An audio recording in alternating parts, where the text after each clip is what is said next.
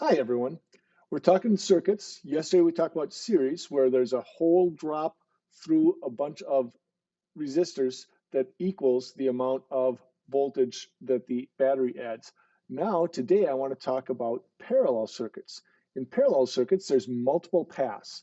So not all the current goes through each object. So if we look at a parallel circuit, here's a diagram of a parallel circuit on the slide here. And because we've got multiple paths, each of these paths has some current going through it. The battery on the left-hand side here between 1 and 8 is where the voltage difference is done. In this case, the arrows are pointing in the direction the electrons go because the electrons will be repelled from the negative side and attracted to the positive side. So the current would actually go in the opposite direction. Okay, but once it reaches that point 2, number 2, it has two options to go. It could go through R1 or it could continue to go through R2 or R3.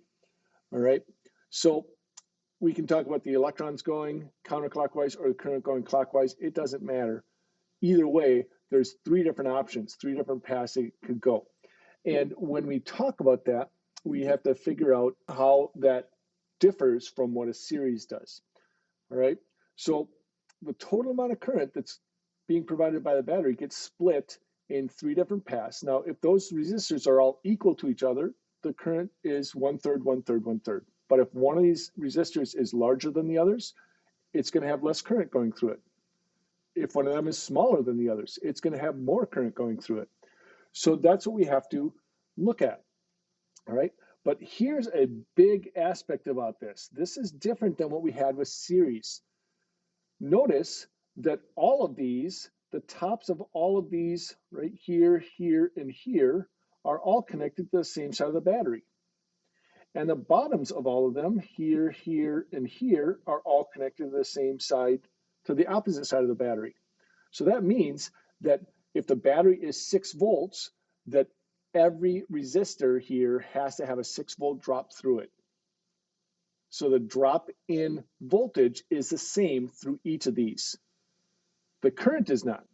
In series, we saw the current being the same through each of them, but the voltage drop being different.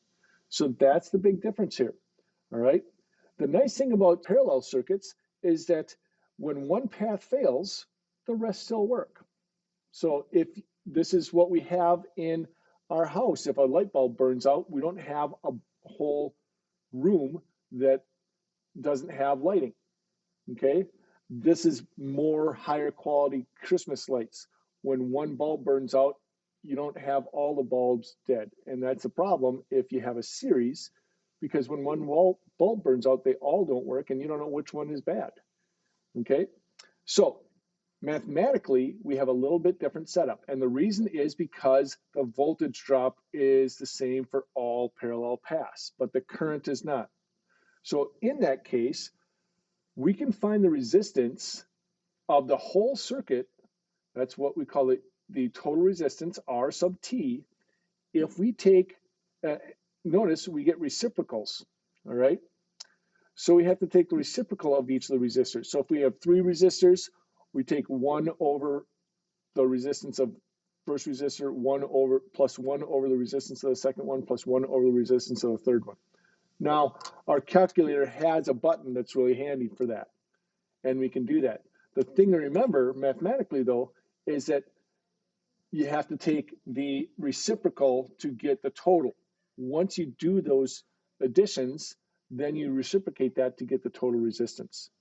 So as we have more resistors added, it actually decreases the resistance overall of the circuit because there's more paths. And if there's more paths, there's less resistance overall. So that's different than series. If you add resistors in series, it increases the overall circuit resistance. If you add resistors in parallel, it decreases the overall circuit resistance. All right, so mathematically, that's what we do. The nice thing is, because let's talk current. The current's different for each one. So if the current is simply the sum of the current through each of the opposite branches. So this is the sum of the current through the battery, what it provides, and then it gets broken up into as many loops as there are. So those all have to come back together into the opposite end of the battery and have the same total amount of current. So this is kind of different than what we had with series, because the current was always equal in series. Now the current is different in each resistor. So the number here represents the number of the resistor. So this is the current through resistor 1, this is a current through resistor 2, this is a current through resistor 3, and so on. All right? But here's what's the same. The voltage change is always equal.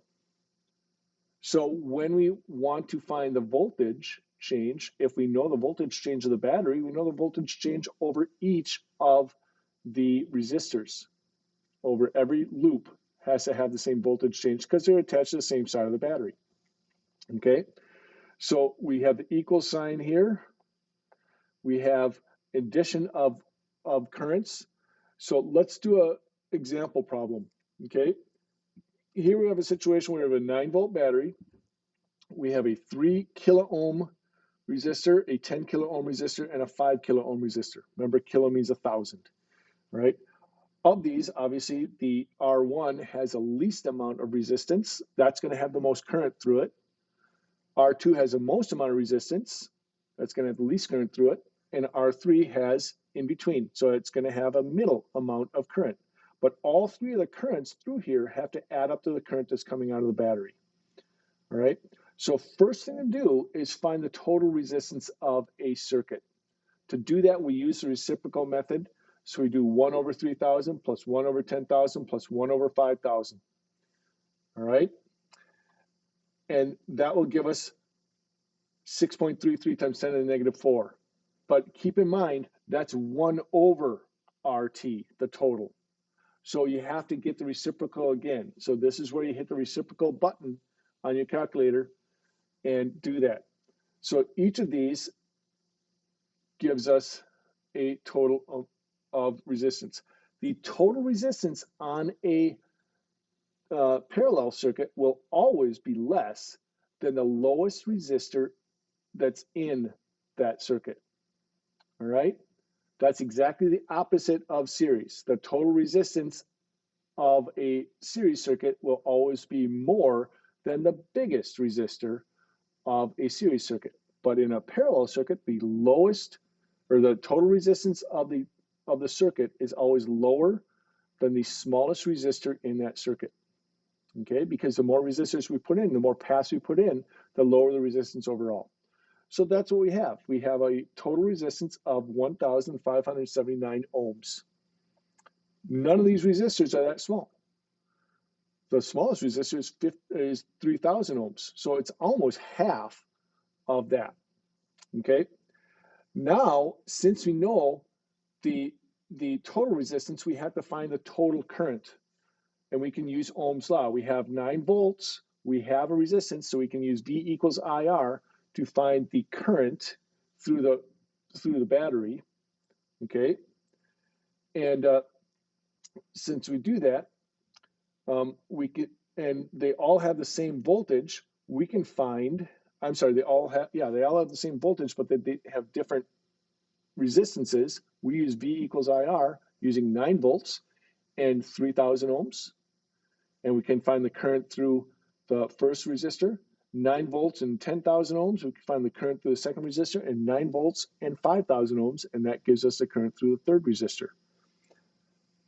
Then keep in mind that the total amount of current is equal to the sum of these three. So if I want to know the total amount, I add these three together, and that would give me the total amount of current. Now, if we look at this, the 5 kilo ohm resistor has twice the current that the 10 kilo ohm resistor has because it's half the resistance. So they are proportional as well, right? We can also find the voltage across each resistor, but that's given to us because that is the same as the voltage across the battery. It's 9 volts. We don't have to do any calculations, all right?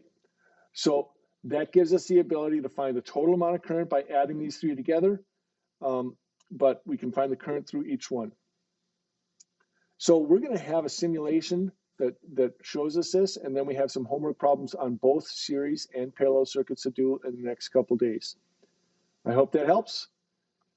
All right, there's our 9 volts, and I will see you when we get back. Thanks, bye.